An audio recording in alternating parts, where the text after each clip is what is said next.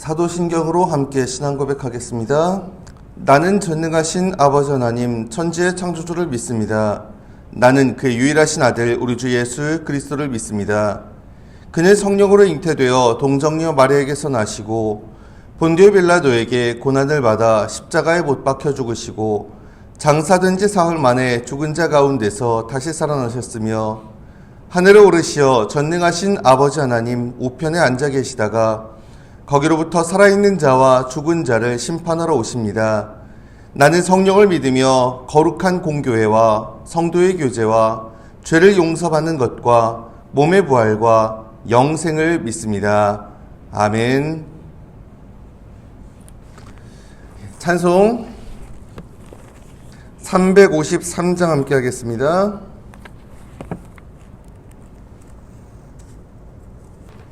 십자가 군병되어서 예수를 따를 때 무서워하는 마음으로 주 모른 채 할까. 나의 주 그리스도 나를 속량했으니 나 십자가를 벗은 후 저 멸류관 쓰리. 무성도 피를 흘리며 큰 싸움 하는데 나 어찌 편히 누워서 상 받기 바랄까.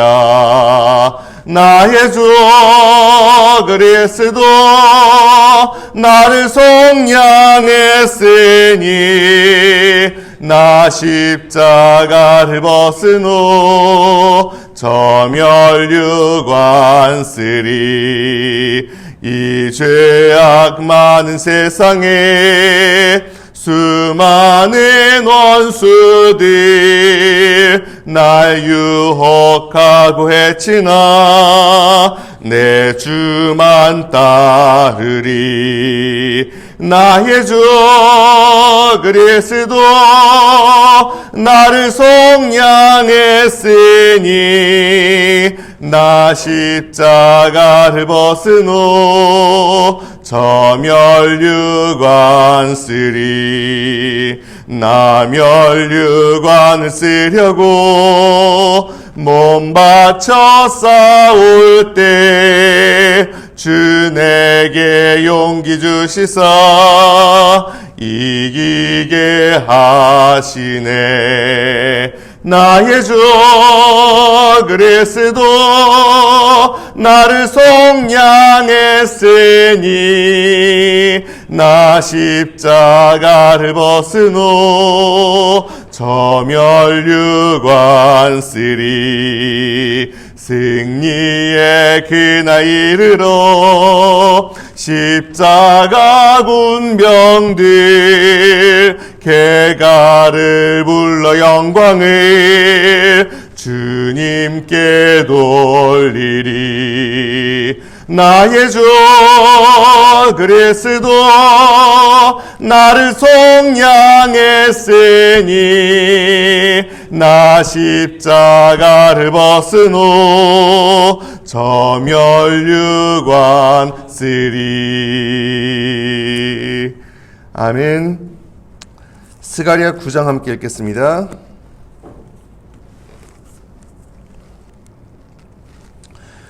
구약 1320페이지 스가랴 9장 봉독합니다. 여호와의 말씀이 하드락 땅에 내리며 다메섹에 머물리니 사람들과 이스라엘 모든 지파의 눈이 여호와를 우러러 봄이니라. 그 접경한 하맛에도 임하겠고 두로와 시돈에도 임하리니 그들이 매우 지혜로움이니라. 두루는 자기를 위하여 요새를 건축하며 은을 티끌같이 금을 거리에 진흙같이 쌓았도다. 주께서 그를 정복하시며 그의 권세를 바다에 쳐넣으시리니 그가 불에 삼켜질지라. 아스글론이 보고 무서워하며 가사도 심히 아파할 것이며 에그로는 그 소망이 수치가 되므로 역시 그러하리라.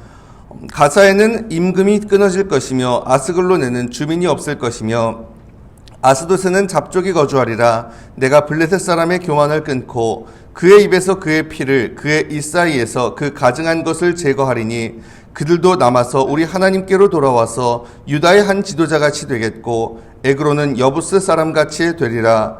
내가 내 집을 둘러 진을 쳐서 적군을 막아 거기 왕래하지 못하게 할 것이라. 포악한 자가 다시는 그 지경으로 지나가지 못하리니 이는 내가 눈으로 친히 봄이니라. 시온에 따라 크게 기뻐할지어다. 예루살렘에 따라 즐거이 부를지어다. 보라, 내 왕이 내게 임하시나니 그는 공의로우시며 구원을 베푸시며 겸손하여서 나귀를 타시나니 나귀의 작은 것 곧 나귀 새끼니라. 내가 에브라임의 병거와 예루살렘의 말을 끊겠고 전쟁하는 활도 끊으리니 그가 이방 사람에게 화평을 전할 것이요 그의 통치는 바다에서 바다까지 이르고 유브라데 강에서 땅끝까지 이르리라. 또 너로 말할진대 내 언약의 피로 말미암아 내가 내 갇힌 자들을 물 없는 구덩이에서 놓았나니 갇혀 있으나 소망을 품은 자들아 너희는 요새로 돌아올지니라. 내가 오늘도 이르노라. 내가 내게 갑절이나 갚을 것이라. 내가 유다를 당긴 활로 삼고 에브라임을 끼운 화살로 삼았으니 시온아 내가 내 자식들을 일으켜 헬라 자식들을 치게 하며 너를 용사의 칼과 같게 하리라. 여호와께서 그들 위에 나타나서 그들의 화살을 번개같이 쏘아내실 것이며 주 여호와께서 나팔을 불게 하시며 남방 회오리 바람을 타고 가실 것이라. 만군의 여호와께서 그들을 호위하시리니 그들이 원수를 삼키며 물맷돌을 밟을 것이며 그들이 피를 마시고 즐거이 부르기를 술 취한 것 같이 할 것인즉 피가 가득한 동이와도 같고 피 묻은 제단 모퉁이와도 같을 것이라.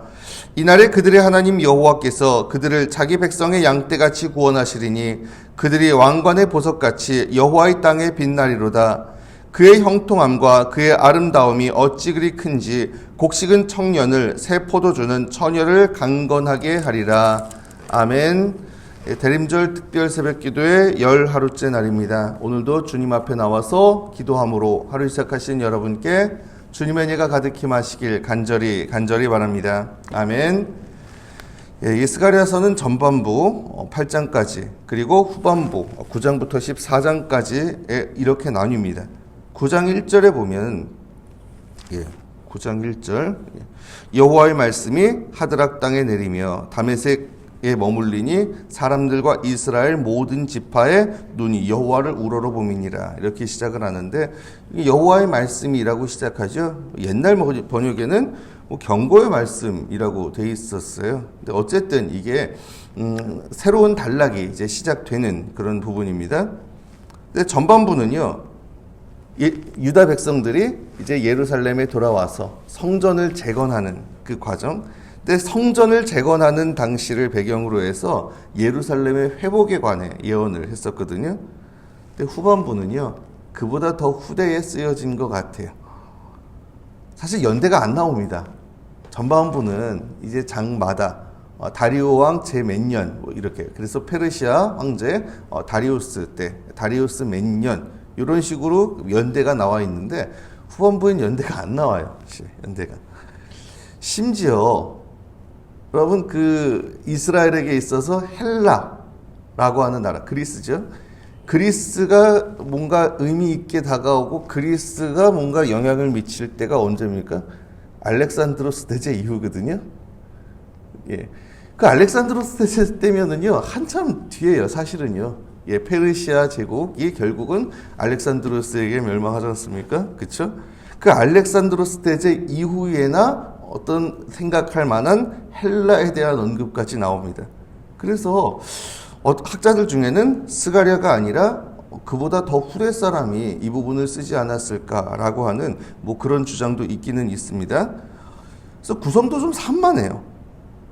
앞에 그 8장까지에는요. 6개의 환상이 나왔거든요. 이 환상, 정리된 환상으로 나오는 것과 대조적입니다.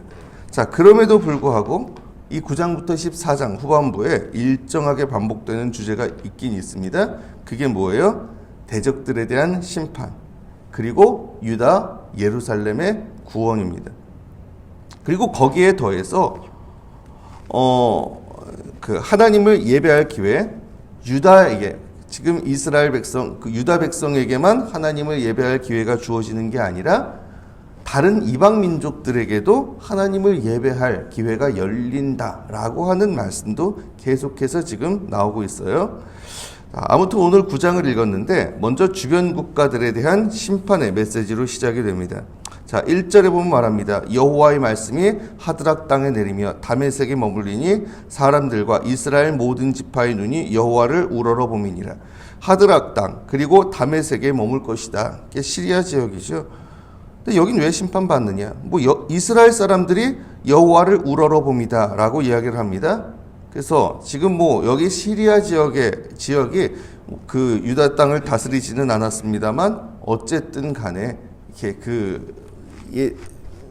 페르시아 시대 그리고 또 그 이후 시대 봐도 이 다메섹 시리아 이 지역에 뭔가 이렇게 총독이 파견됐다든지 이런 경우도 있었던 것 같습니다. 그래서 알렉산드로스 대제 이후에는 실제로 시리아 왕국이 유다를 지배했던 적도 있었고, 아무튼 그들의 지배가 가혹해서 그 가운데에서 지금 이 유다 백성들 이스라엘 사람들이 구원을 요청하고 있는 그런 모습이고요.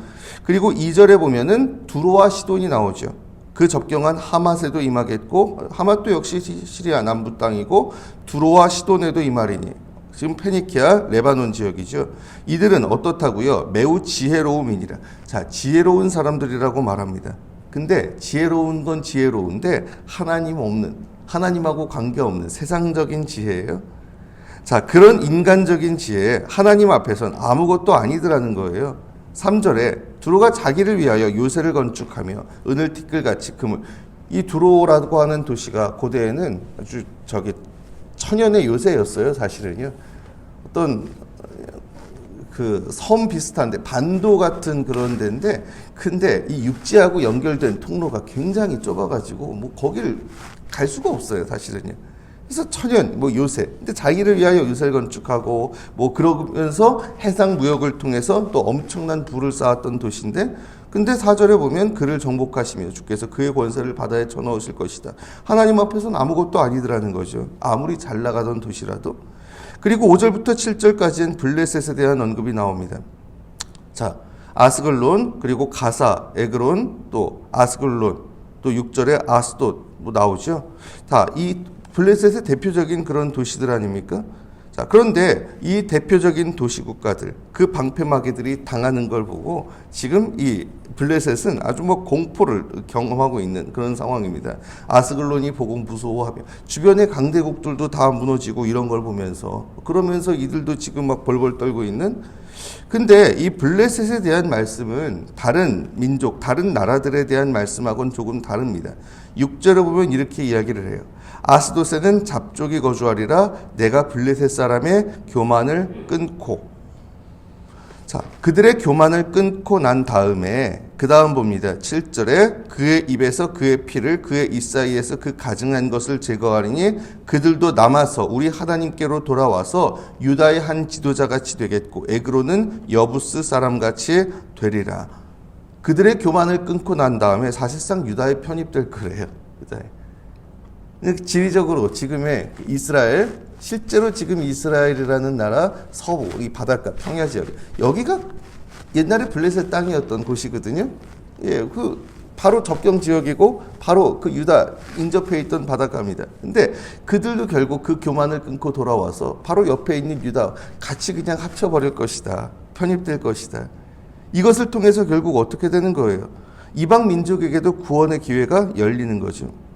아무튼 이렇게 8절까지 결론이 이렇게 나옵니다. 8절에 내가 내 집을 둘러 진을 쳐서 적군을 막아 거기 왕래하지 못하게 할 것이라. 포악한 자가 다시는 그 지경으로 지나가지 못하리니 이는 내가 눈으로 친히 봄이니라. 이렇게 내 집을 둘러서 진을 쳐서 적군을 막을 것이다. 그래서 내가 그들을 지켜줄 것이다.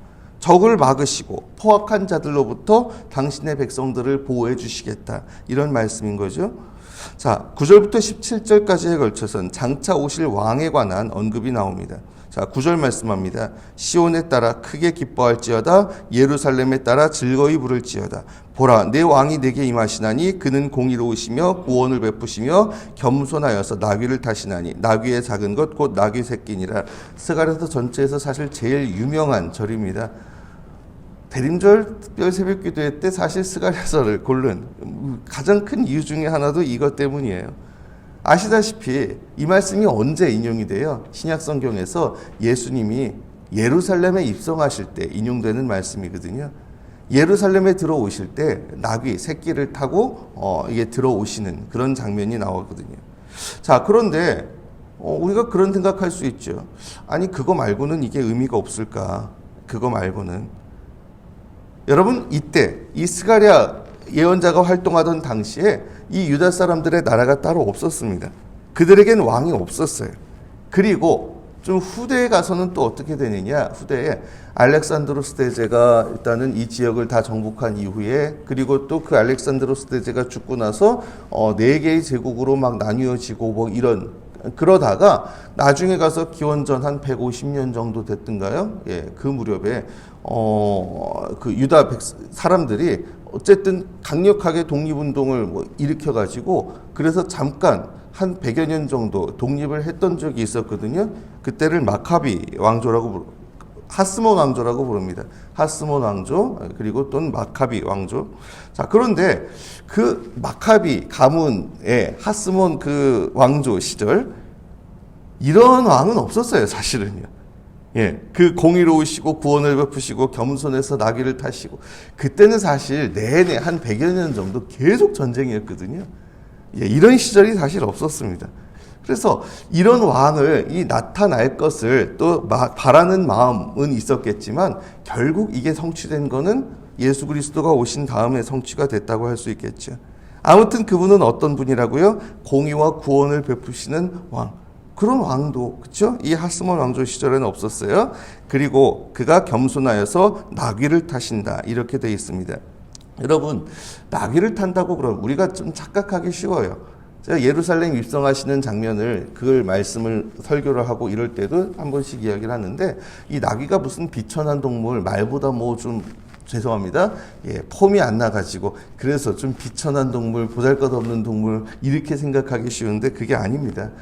예, 왕도요 원래 나귀를 탔었어요.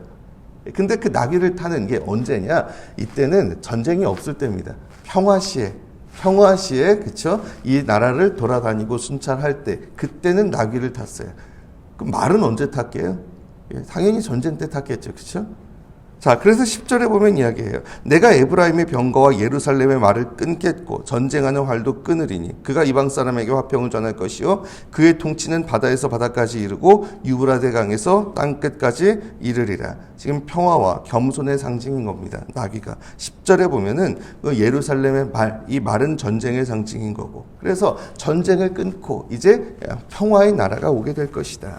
자, 11절 이하 보게 되면 그때 가선 여러, 그쵸, 그 언약의 백성들은 구원될 것이다 말씀합니다. 또 너로 말할진대 내 언약의 피로 말미암아 내가 네 갇힌 자들을 물 없는 구덩이에서 놓았나니, 그 구덩이에 갇힌 것 같은 그런 상태에서 그들을 하나님이 구해 주실 것이다, 이런 이야기고, 어떻게요? 13절부터 15절까지에 걸쳐서 군사적인 승리를 통해서입니다. 내가 유다를 당긴 활로 삼고 에브라임을 끼운 화살로 삼아서 결국 그들이, 그렇죠, 그 주변 민족들을 칠 것이고 결국 승리할 것이다. 여러분, 앞에서 언급됐던 그 평화, 어떻게 그 평화가 이루어진다는 거예요? 하나님이 승리를 주실 것이기 때문에, 하나님이 결국엔 승리하실 것이기 때문에. 그래서 결과가 어떻게 된다는 겁니까? 16, 17절 이날에 그들의 하나님 여호와께서 그들을 자기 백성의 양떼같이 구원하시리니 그들이 왕관의 보석같이 여호와의 땅에 빛나리로다. 그의 형통함과 그의 아름다움이 어찌 그리 큰지 곡식은 청년을, 새 포도주는 처녀를 강건하게 하리라. 평화와 번영의 나라. 아시다시피 이게 언제 이루어졌어요? 결국은 예수 그리스도의 오심으로 이루어졌습니다. 그리고 지금도 계속 이루어져 가는 중이죠. 그렇다면 이미 이루어진 은혜, 그렇죠? 예수 그리스도를 통해서 우리 마음속에, 우리 삶 속에 임한 평화. 여러분, 이 평화, 하나님과 평화로워지고 나 자신과의 평강이 이루어지고 이웃과의 평강이 이루어지고, 이런 모든 은혜를 우리가 감사함으로 받으면서 약속된 미래를 우리가 소망 중에 바라봐야 하지 않겠습니까? 말씀 정리합니다. 사랑하는 여러분, 이미 우리에게는 구원, 평화, 회복 이미 주어졌고, 그리고 또한 천국의 약속도 주어졌습니다. 여러분 그 은혜에 감사하고 그 안에 거하십시오. 우리가 사는 이 세상 여러 가지 어지럽고 또 혼란스럽고 우리를 또 힘들게 하는 일들도 있을 수 있지만 그 가운데에서 이미 우리에게 주신 구원의 은혜를 기억하고 우리에게 주신 평화를 기억하고 주님 안에 있을 때 우리가 그 모든 것 이기고 결국은 평화를 누릴 수 있음을 잊지 말고 주님 안에서 그 평화를 한껏 맛보는 우리가 되길 원합니다.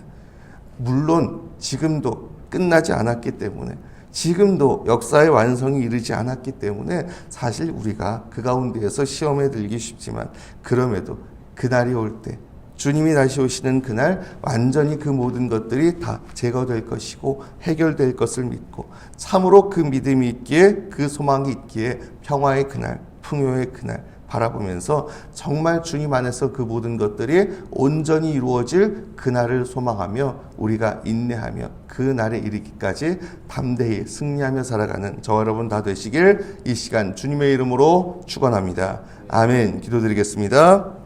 주님, 이 시간 저희들 주님 앞에 나와 예배하고 기도드립니다. 주님 저희 기도 들으시고 응답하여 주시옵소서. 참으로 저희들 이 땅에 살아가면서 여러 가지 어려움들, 저희를 혼란스럽게 하고 시험에 들게 하는 일들 아직도 많이 있습니다. 하지만 주님, 그럼에도 불구하고 주님께서는 우리에게 참 평화와 구원 그리고 회복의 약속을 주셨사오니 그 약속 가운데 거하던 저희가 되게 하여 주시옵소서. 그 약속을 믿고 주님 안에 거함으로 주님 안에서 우리에게 이미 주어진 그런 은혜, 그 구원, 평화의 은혜를 한껏 누리게 하시고 그리고 또한 지금도 모든 것이 다 해결되지 않았기에 자꾸만 넘어지고 시험에 들 수 있지만 그럼에도 주님이 그 모든 것들을 결국엔 이기시고 승리하시고 그래서 주님이 이루실 평화의 그 나라를 바라보기에 그 나라에 대한 소망이 있기에 저희들 어떤 상황 속에서도 담대히 승리하며 나아가는 강한 주님의 사람들로 살아갈 수 있도록 주님 인도하여 주시옵소서.